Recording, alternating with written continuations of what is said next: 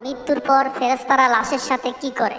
যখন লাশটিকে দাফন করে আপনজনরা চলে যায়, তখন সেই লাশের সাথে কি করা হয় আর কবরে ফেরেশতারা এসে কি বলে, এবং ভিডিওর শেষ অংশে আমরা জানবো যে দোয়াটি পাঠ করলে কবরের ফেরেশতাদের প্রশ্নের জবাব খুব সহজভাবে দিতে পারবেন।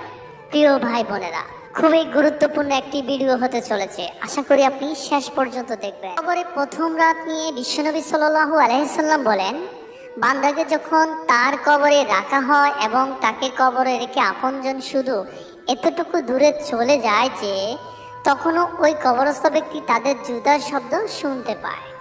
রাসূল সাল্লাল্লাহু আলাইহি সাল্লাম বলেন, ঠিক সেই সময় তার নিকট দুজন ফেরেশতা এসে তাকে বসিয়ে প্রশ্ন করা শুরু করে। যখন সর্বপ্রথম মৃত ব্যক্তিকে শোয়া থেকে বসিয়ে দেওয়া হয়, তখন মৃত ব্যক্তির কাছে মনে হয় সূর্য ডুবে যাচ্ছে। সে বসে তার চক্ষুদ্বয় মুছতে মুছতে বলতে থাকে, তোমরা আমাকে ছেড়ে দাও, আমি নামাজ আদায় করব।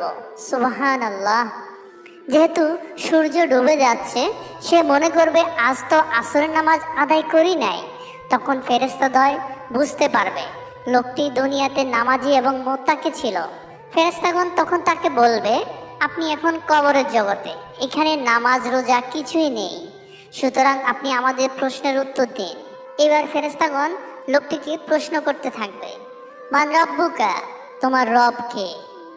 যদি সেই ব্যক্তি নেককার হয় তবে সে উত্তর দেবে, রব্বি আল্লাহ, আমার রব আল্লাহ, সে আল্লাহ যাকে আমি দুনিয়াতে একটি মুহূর্তের জন্য ভুলে যাইনি।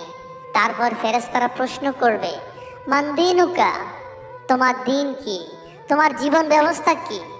যদি সে ব্যক্তি নেককার হয় তবে বলবে, দিনিয়াল ইসলাম, আমার দিন হচ্ছে ইসলাম, যার উপর সদা আমি অটল থাকার চেষ্টা করেছি, কখনো বিচ্যুতি হলে ইস্তেগফার করেছি। তখন ফেরেশতাদ্বয় মুস্কি হেসে প্রশ্ন করবে, মান হাযার রাসূল, এই ব্যক্তিকে? মৃত ব্যক্তি যদি নেককার হয় তাহলে বলবে, নবিয়্যিনা মুহাম্মাদুর রাসূলুল্লাহ, তিনি আমাদের প্রিয় নবী হযরত মুহাম্মদ সাল্লাল্লাহু আলাইহি সাল্লাম। এই প্রশ্নের উত্তর শুনে ফেরেশতাগণ বলবেন, আপনি মুহাম্মদ সাল্লাল্লাহু আলাইহি সাল্লামকে কিভাবে চিনতে পারলেন? এর আগে তো কখনো আপনি দেখেননি। মুমিন বান্দা বলবে, আমি আল্লাহর কিতাব পড়েছি এবং তার প্রতি ঈমান এনেছি, তাকে জীবনভর এতটা অনুসরণ করেছি যে হৃদয়ে তার ছবি এঁকে নিয়েছি, আর আল্লাহ পাকের হুকুমে তাকে এখন আমি চিনতে পেরেছি। সুবহানাল্লাহ। প্রত্যেক মানুষকে মৃত্যুবরণ করতে হবে, মৃত্যু থেকে পালিয়ে থাকার সুযোগ কারো নেই। মৃত্যুর পর মুমিনের প্রথম গন্তব্য কবর। যে ব্যক্তি ভালো আমল করবে এবং আল্লাহর সঙ্গে সাক্ষাৎ করার জন্য প্রস্তুতি নেবে, কবর তার জন্য সুখ ও আনন্দের ঘর হবে। আর যে ব্যক্তি খারাপ আমল করবে এবং আল্লাহর আনুগত্যের ক্ষেত্রে ত্রুটি করবে, কবর তার জন্য অন্ধকার ঘর হবে। এজন্য আল্লাহ তাআলা বলেন, কবরে মুনকার নাকির ফেরেশতার প্রশ্নের উত্তর তারাই দিতে পারবে যারা মৃত্যু পর্যন্ত ঈমানের পথে প্রতিষ্ঠিত ছিল।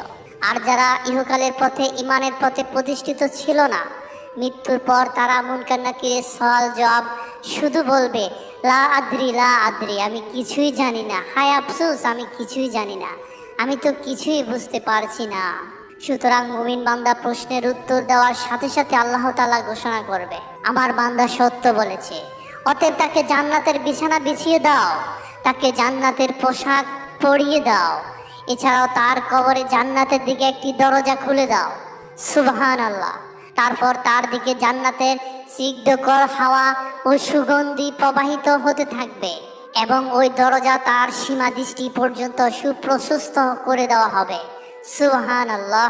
বিশ্বনবী হযরত মুহাম্মদ সাল্লাল্লাহু আলাইহি সাল্লাম আরো বলেন, মৃত ব্যক্তির কাছে একজন সুন্দর সুরভিত উত্তম পোশাক পরিহিত সুশ্রী ব্যক্তি আগমন করে বলবে, সুসংবাদ গ্রহণ করো, যা তোমাকে আনন্দিত করবে, আজ তোমার প্রতিশ্রুত দিন।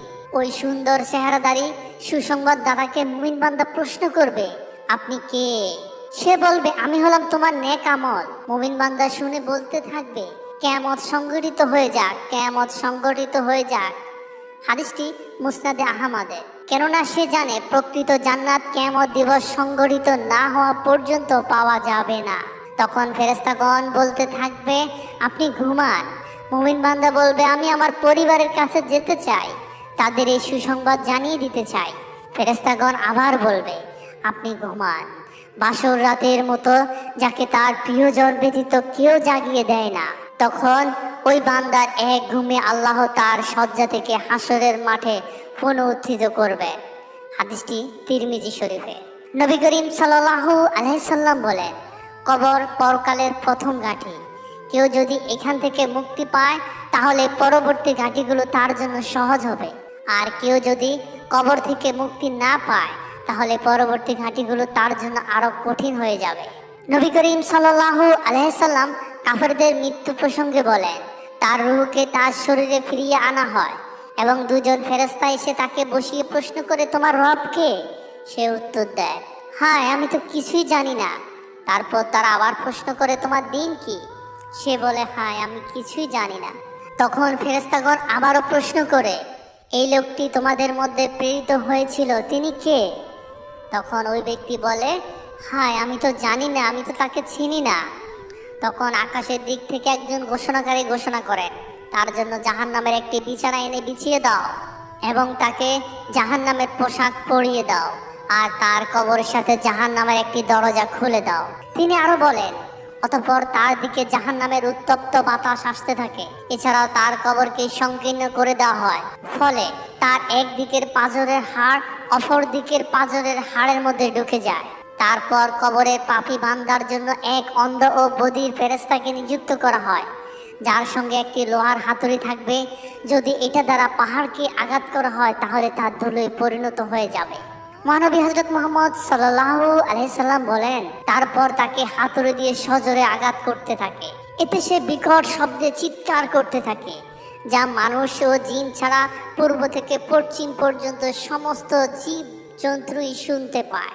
আঘাতের ফলে সে মাটিতে মিশে যায়।